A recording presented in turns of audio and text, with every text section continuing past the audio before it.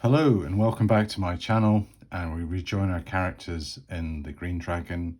As a quick recap from last time, we'd recruited Adelind Winterthorn into our party. She is a first level magic user.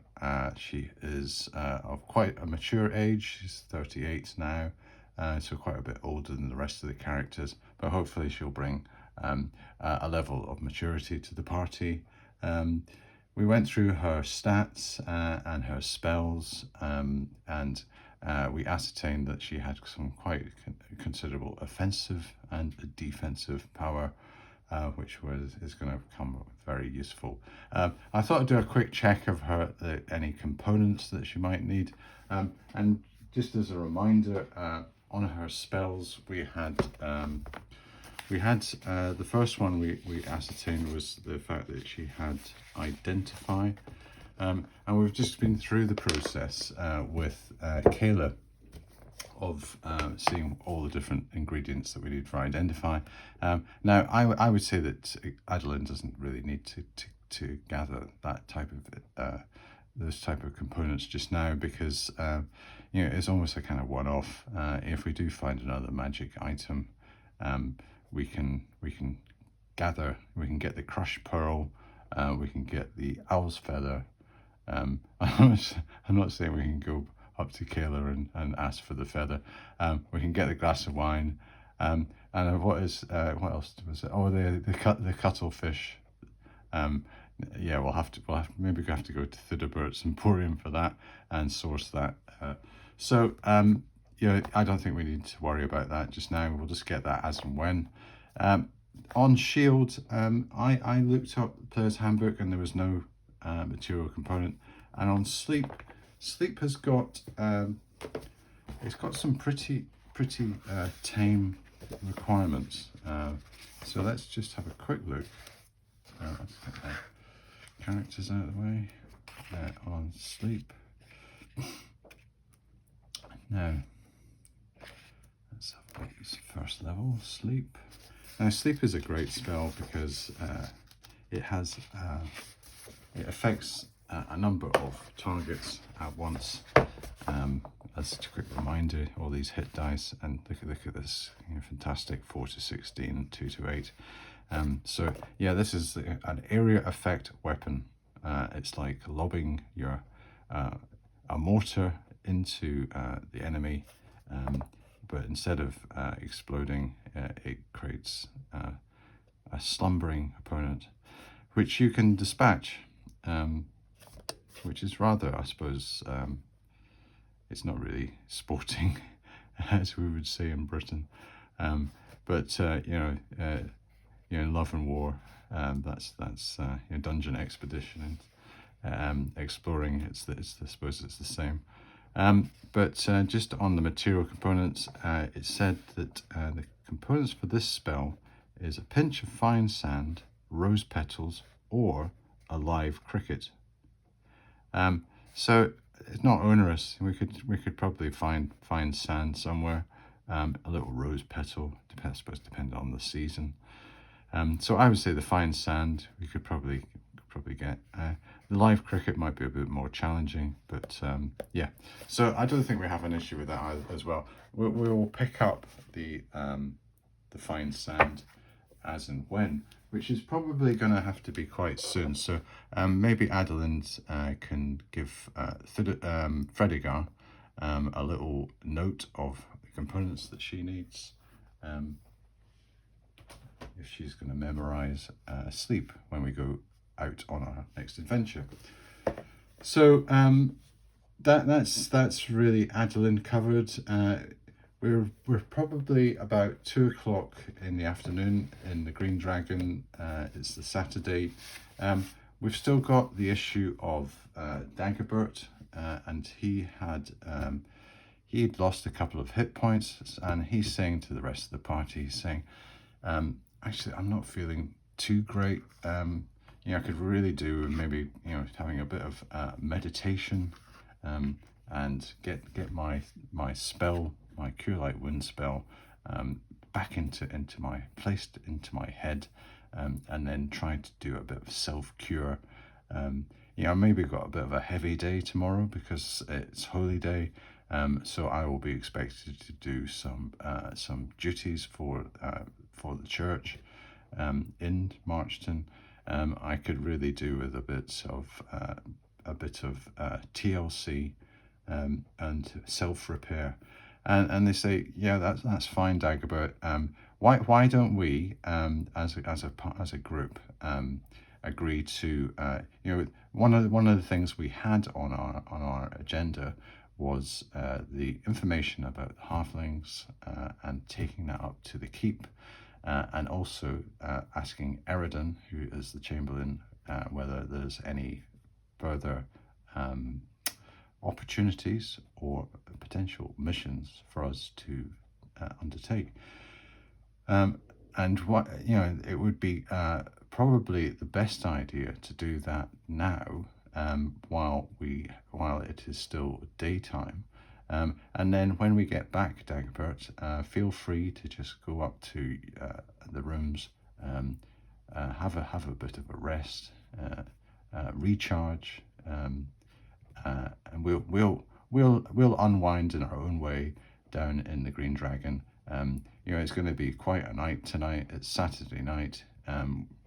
It's always a bit of a special night in the Green Dragon. We're quite happy just to get on with it. So Dagobert says, yeah, that sounds like a plan.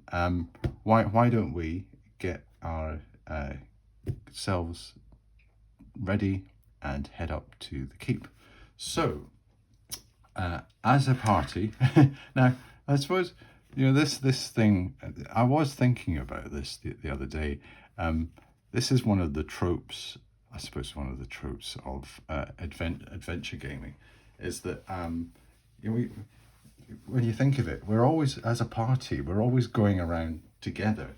So it's a bit, I was saying to my wife, there's this program that comes on called The Apprentice, which I think in America you've got a similar one, The Apprentice. I think Donald Trump actually did it. You're fired type thing, and we've got this chap called Alan Sugar who it actually started in Britain, and got exported over to America. But the basic thing is that there's all these young budding business people, and they're all kind of very competitive and all full of their own little ego, but they all go around as a great big group, and they go into shops and they ask people for items, or they try to do things and have deals, but they're always like in a big group. There's like about 4 or 5 of them. The party is a wee bit like that. It goes around and sort of like, it's certainly now it's got 5. Maybe when it had 3, it might have seemed a bit less challenging to the eyes, but now that we've got 5. But I must admit, I quite like the trope of the party going around as a big group. No one even bats an eyelid in this world. It's probably just a standard thing. They think, oh, here's another adventuring party coming up. They don't do anything by themselves. They've got no initiative. But they are a group, and if you had all the player characters, if these were all individual players, they all want to be part of something. So it wouldn't just be a case of Dagobert going up to the keep by himself and saying, look, I'll be back in 10 minutes. I've got this information. I'll go out and have a bit of a chat. They'll all be saying, oh, well, what about, we want to have, want to find out what's going on. This is, we're going to just stay in the Green Dragon drinking Hawksmoor beer. It's very tempting, but, so that you'd want to get in on the action. So we're just going to carry on with that trope. So that being said, let's get our little map of town out. We haven't seen our little map for a while. We've now got lots of sheets about characters and all their stats about their equipment now, so that's quite good. We'll do a final tally of the equipment before we head off out to Darkwater Lake. I think from a kind of adventuring planning point of view, if we just have a quick look at our timetable, we are in our second week now. So we're currently on the Saturday, the 13th. So tomorrow's Holy Day, so we will have some duties that we have to do, and the rest of the characters can maybe have a bit of a rest day, and I'll maybe have a think about, well, what could we maybe do as well in that day. Maybe kind of get all our equipment together and make sure we do a check, and potentially head out on the Monday the 15th, to Darkwater Lake. So if we do our kind of recon prep type stuff, where Anarian and Adeline sit down and pore over a little map, and we plan out our overland travel.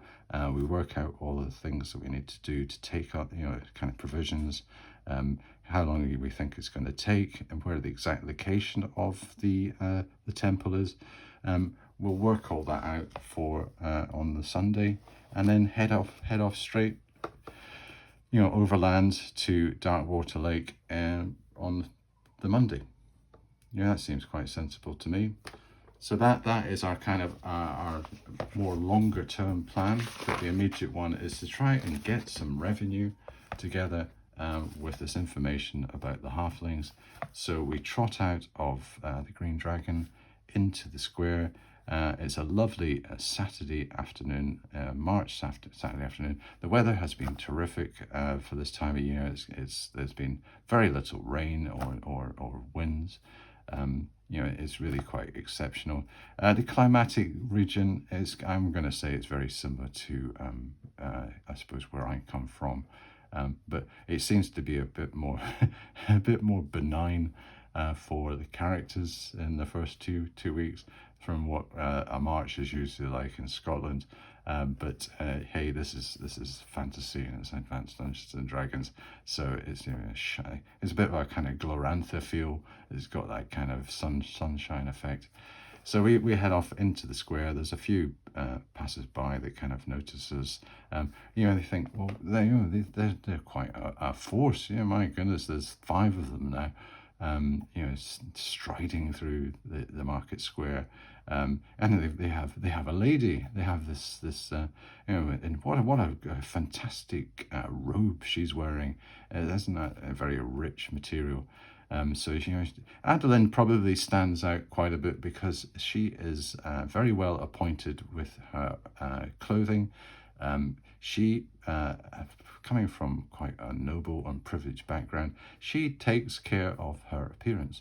Now, I know a charisma of 11, you're automatically thinking, well, maybe she isn't very attractive, but the looks and appearance, it's not always, we don't have a comeliness stat in first edition. I know it came in Unearthed Arcana, but I'm saying that maybe she is quite an attractive woman. She maybe takes care of her appearance. She certainly has a very good dress sense. I think she probably, like the rest of the characters, she is a decently turned out. She looks the real kind of adventurer type. So we do strike a pose for all these. I think I said in many videos ago, the rest of the people are rather grey and drab, whereas the adventurers are quite colourful, and it's almost like the light shines, the sun glints off their aura, their kudos that they give off.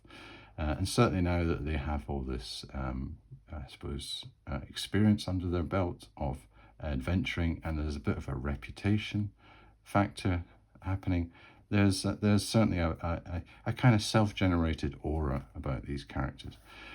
So we head through the merchant quarter, we go past Thuderbert's in the artisan area, we get up to the keep. Now at the keep, we actually have, there's Anselm, who is guard A.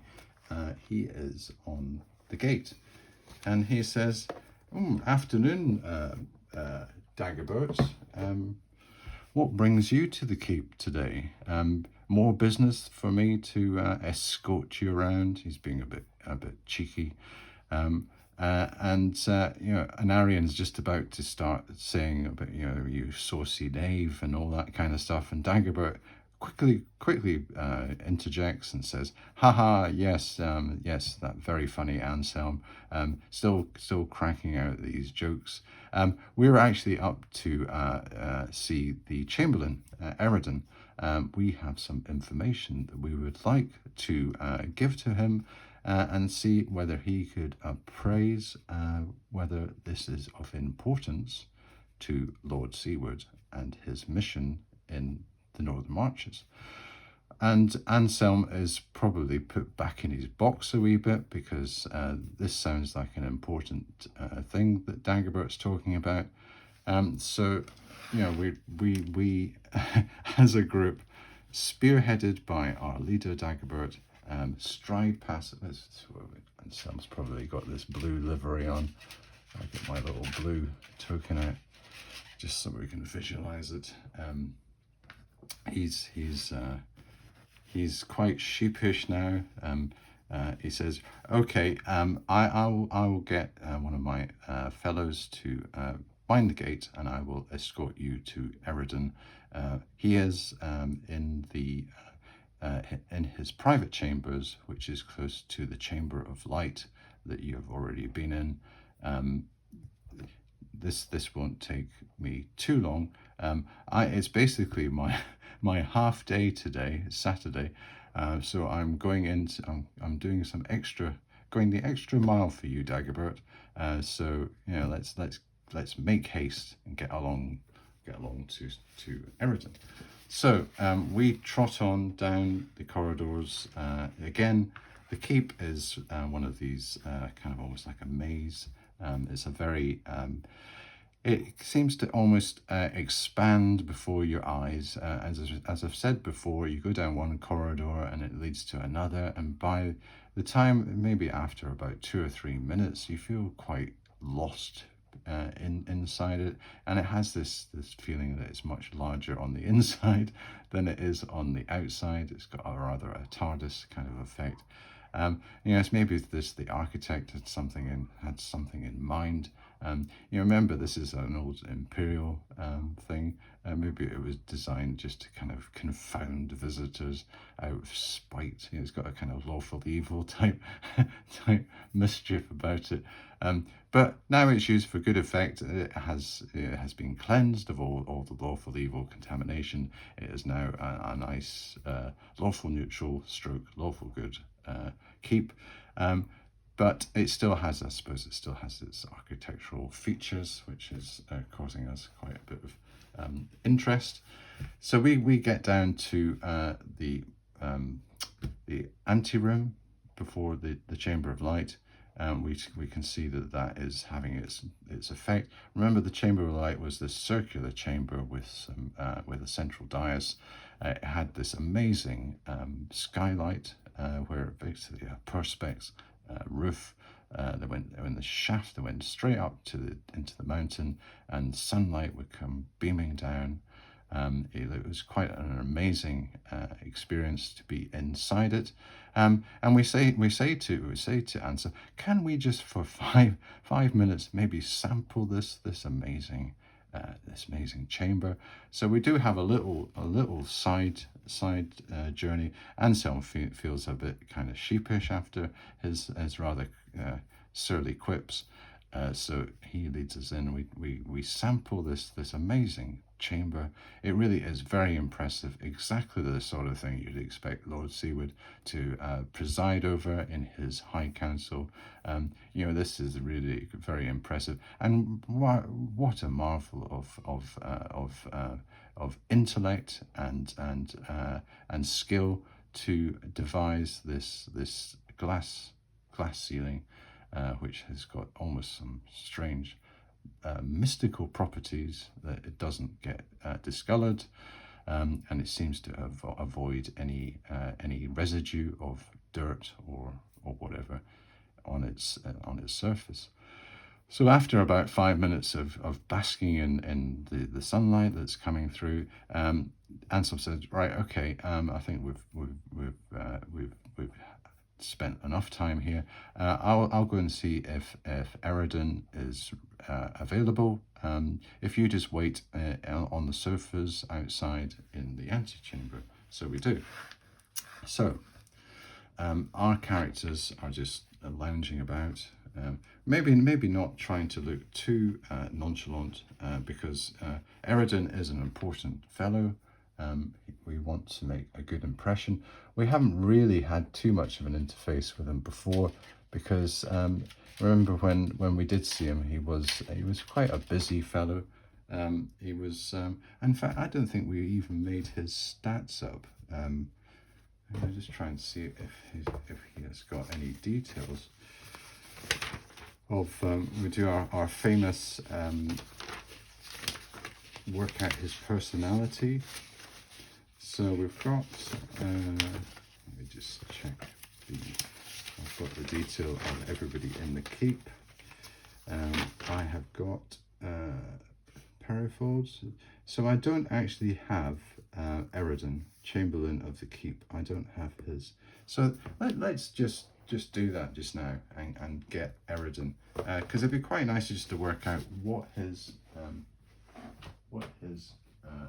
profile is, so that we can, if we do have to have an interaction with him, we can be well prepared.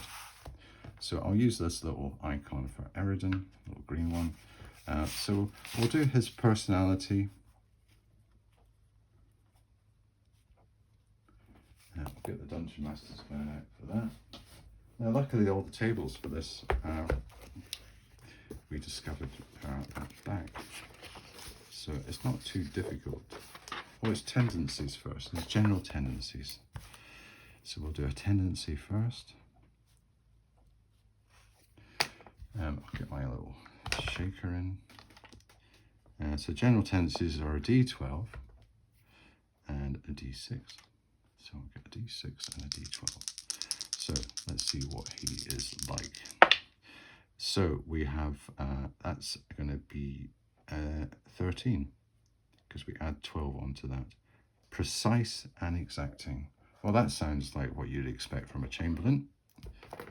Because remember, the Chamberlain, he runs all the basically the keep for Seaward. He's one of his deputies. It's almost like his right-hand man. He does all the administration. He's in charge of the finance and the kind of provisioning, all the logistics. So you want someone who is precise and exacting. And remember, we can drop one of those if and when. So maybe probably more precise, because exacting is someone that's maybe sounds a bit judgmental. He has high expectations. He's quite exacting on what he expects.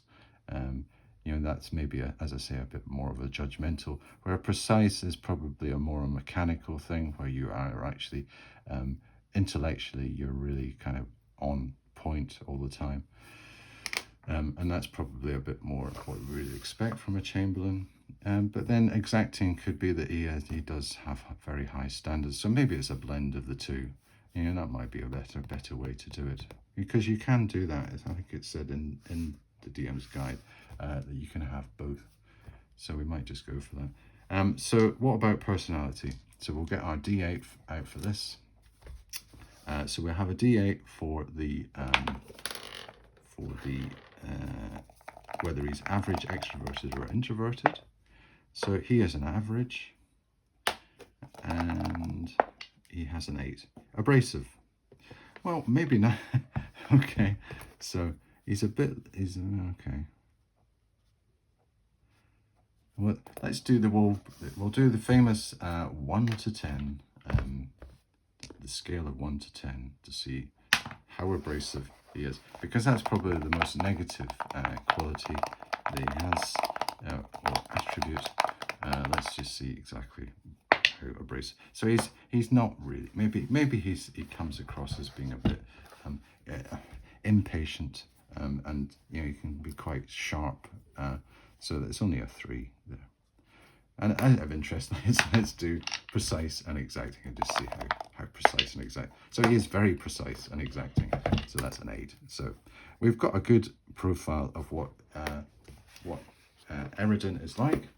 And I think how I described him last time when he came out, and he was kind of fussy, and I suppose that almost like is you'd expect someone that's precise and quite exact to be quite fussy, and he was abrasive. So maybe that almost like a preconception of what he was like.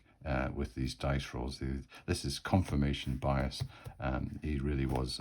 He doesn't really sound maybe such a nice person, but then he doesn't really need to be nice. He just needs to be efficient and on point and doing the right stuff for Seaward. So I think we've got the right fellow here. Okay, so the scenario. We have Dagobert, we have Tristan, Lindris, Anarion, and Adelind. And Adelind and Anarion will be standing at the back. And Eridan comes out and he says, you are Jasper's protégés, his apprentices. I can see that you have increased in number. Who is this fine fellow? And a lady, yes, of whom you. And he does almost like realize that Adelind looks as though she is of important status. So he suddenly becomes a bit more courteous with Dagobert. So maybe that, remember I was saying that social rank and status is very important in this world. It emanates out from the person, certainly by the types of clothes they wear and just basically the manner that they have. It's almost tangible. A social status. Obviously you can disguise it and whatever. Like Halas, remember the investigator, he was quite good at maybe just blending in. But Adelind really she almost like tries to stand out. She just does, because Adelind is like that. She feels quite superior probably to other people because of her upbringing. Not because she is necessarily a bad person, but that's just the way that these people have been conditioned with their upbringing, a sense of superiority. So Eridan probably picks up that with his spider senses, because he's got to be quite a sharp fellow to be running the keep. And he basically conforms to the social language that's appropriate. So I'm sure he'll be quite courteous with us, and he'll deal with us fairly, and that is all we expect. So already Adelind is having a positive effect, even though she doesn't even realize it. So over to Dagobert. Dagobert says, thank you for seeing us, Eridan. And we've still got Anselm hanging around, and he's probably twiddling his thumbs thinking, Saturday afternoon, this is about the only time I get off, and I've got to show this bunch, this is his internal dialogue that's going on. I've got to show this bunch all around the keep. All they're doing is they keep coming up with these stories about dwarves and what was the last one? Kobolds, and oh my goodness. And that sword, that just went on for ages. Torvin, he was slaving away, and it turned out to be some chaotic neutral thing. Anselm's a bit fed up, but hopefully this is going to be quite brief. So Dagobert says, we have been adventuring in the Lost Palace of Dunmorna. We came across a group of halflings while we were within the depths, and their leader was a noble halfling called Tobin Briarfoot, and he told us that they were in search of one of their ancient and treasured relics, the Hearthstone, which was a relic that had been taken by the evil Callistra, and taken back to the palace. They had been enslaved, the earlier halflings, and it was just a very nasty situation. And this party had ventured out to recover this Hearthstone, and we also ascertained that they came from this location in the Old Forest. So we know the details of where that is. We were wondering, Eridan, if this information was of interest to you and whether it would be of value to the keep in its mission in the Northern Marches. And Eridan says, okay, this is interesting. Thank you very much, Dagobert, for bringing this information to my attention. I will check my new information mechanic lore role. So we go into game mode again. We cut away from the interaction. I have this, what I call my new information mechanic. So whenever new information is discovered, roll to ascertain its importance using 1d10. At a high level, weight its relevance and potential impact by assigning a high, medium, low assessment with 2 dice rolled for high and low, and the highest, lowest selected. So I would say, now remember with the dwarves, we thought that was going to be important. So we rolled 2 dice and we took what would be the highest. And with the kobolds, we thought that would be low. So we rolled 2 dice and we took the lowest. I would say that this is probably of medium importance, because I got the feeling that maybe Eridan already knows about this type of thing. Halflings are benign creatures. They probably do some form of, they have in some form of contact with the outside world. I think Tobin did hint at the fact that it was a kind of a secret valley. So maybe this if it is of importance, maybe it is secret. But I would say that there's no special weighting that we need to do. I think we just do a straight D10. And remember, to get some sort of value, we need to get 6 or above. The threshold for reward is 6+. So let's roll the dice and find out how important this is, how revolutionary or revelatory it is to the keep, what sort of value. And we really could do with a bit of cash, because we just shelled out 450 gold pieces on finding out that our magic pool was kind of rubbish. It wasn't going to turn our lead into gold. It was really just going to make our dexterity kind of basically make you very clumsy. And if we jumped in at another time, who knows what would happen. So let's find out, roll a 1d10 and find out how important on a scale of 1 to 10 this information is. So a 7, okay. So a 7 on the chart means important, new, fresh, and valuable. And Eridan says, "Oh, this is of interest to me. So let's roll maybe a 1d4 just to see exactly where this focuses in on. Because if it's new and fresh, that means that they have not ascertained or discovered that there are halflings living in the Old Forest, and it really is quite new information. So let's do a d4. Get our d4 out and get it into camera shot, and we get a 1. So it's important. So maybe this is confirmation that they have been looking for. They needed actual proof, identification. Maybe they knew about halflings, or they were aware that there might be halflings in the Old Forest, because there's maybe rumors. But this is confirmation that but we've had first-hand sighting of these. We have a name, we have an artifact that they are after, which could be verified by our lore master Rubicus.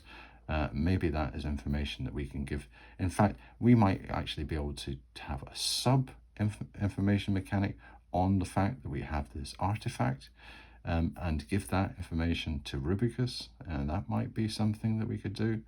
I haven't really thought about that, because when you think about it, the information we had was we discovered halflings, we did their location, so maybe that is one part of the information, and then the Hearthstone might be something else. And the fact that we can give some details about its properties, because Torben was quite keen to talk to us about that. We had quite a long conversation with him. Yeah, I think that may be worth it. So we might actually get in Rubicus into the room to have a think about that, and maybe we do a roll for that too. Yeah, let's do that. But first, let's work out how much this is worth. The We got the important role, the result for the information about the halflings, and they come from the Old Forest, and we have a location. So this is what we've been saying as a confirmation that these halflings actually exist. And we're saying a threshold for reward is 6+, and we calculate as 1d6 times 100 gold pieces with +1. So we'll just have 1d6 times 100 gold pieces. So this could be quite lucrative. It's good that we're actually going to get some money for this, which is rather cool. So, oh yes, 5 times 100 gold pieces. So Eridan says, "What this is very important information. You really have come up with something that we were really looking for. This confirmation. We'd heard rumors about halflings in the Old Forest, but now we actually have a location. This is very exciting. Maybe we can send out a party to make contact with these halflings and potentially get them." And you can see that Eridan is getting quite excited about this and quite animated, and he is totting up how much money he has got to give out. And according to the ledger of Advanced Dungeons and Dragons and my mechanic, it is 500 gold pieces. And he says, "For this information, I am prepared to give you 500 gold pieces." So we have information 1, which is the existence of the halflings and their location in the Old Forest. And I think maybe I have to recheck the original video, but I can't remember whether we actually located exactly in the Old Forest where they were, because there are 3 Old Forest hexes. It wouldn't have been the Wayford one, because that's where the rumour of the outlaws and the barrows is. So I think it was one of these 2. And I think we might have gone for that one, because this is out of the way. It's away from the military road. It's nestled in here, and they would have had to go just north into this hex, which has got the Dunmorna just on the bottom of this.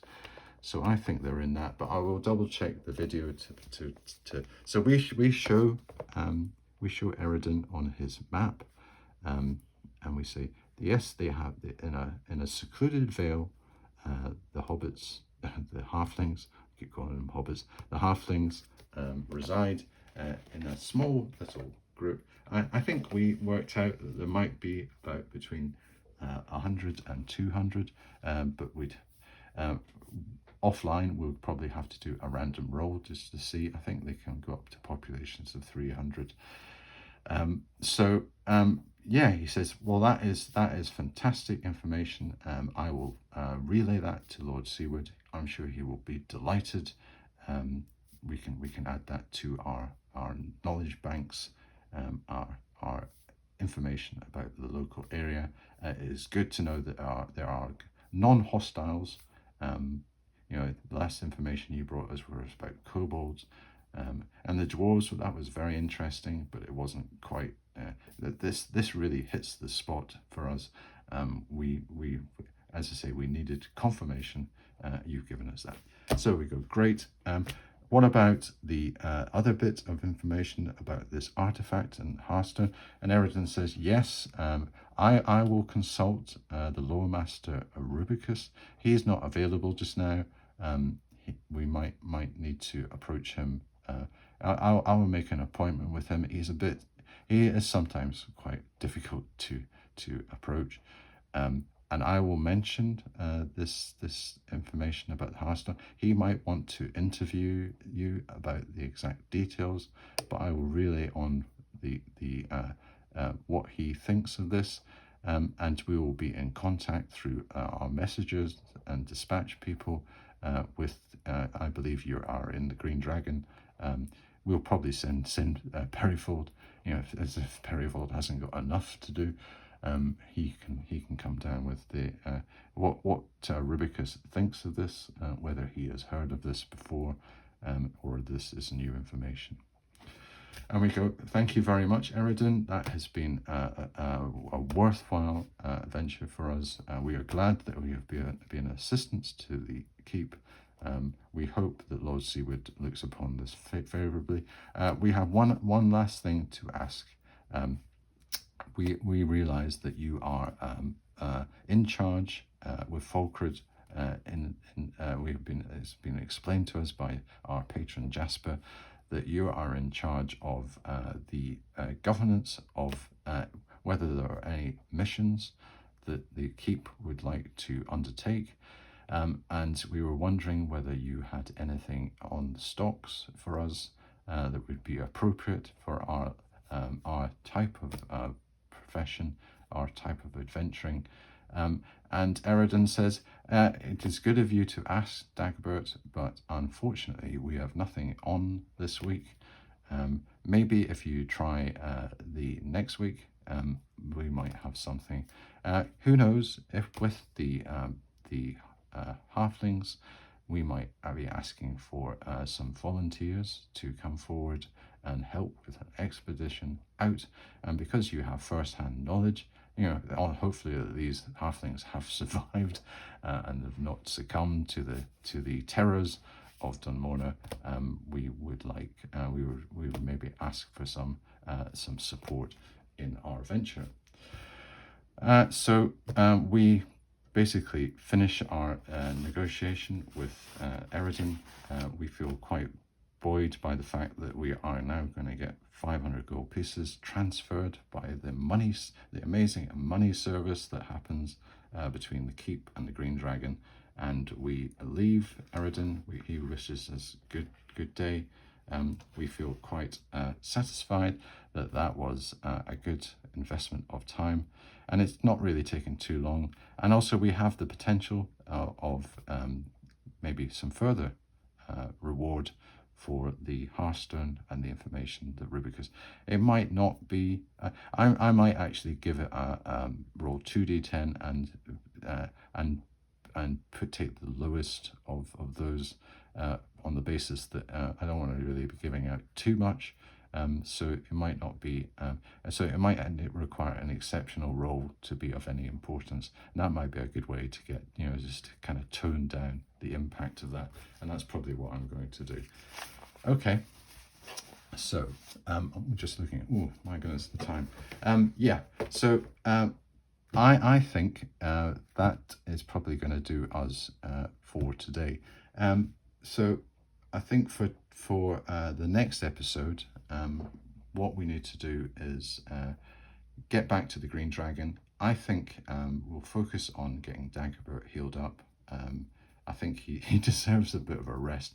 So if we just get our characters to head back to the Green Dragon, let Dagobert have a recharge for about 4 hours, and then what we can do is we can recommence in the Green Dragon on Saturday night. I can maybe do a bit of a mini game of what we get up to. Maybe there's a bit of antics going on. Tristan is itching to doing something on a table. We've got Roland for the last weekend. He has been hitting it out of the park. So we're expecting another scintillating evenings of entertainment. There could be all sorts of things going on. We've got Adeland in the group. Maybe we deserve a bit of a celebratory drink, and we, let's see whether we can have a bit of fun in the Green Dragon for the next episode. And who knows? In my little mini game, I might have some secrets and intrigue developing.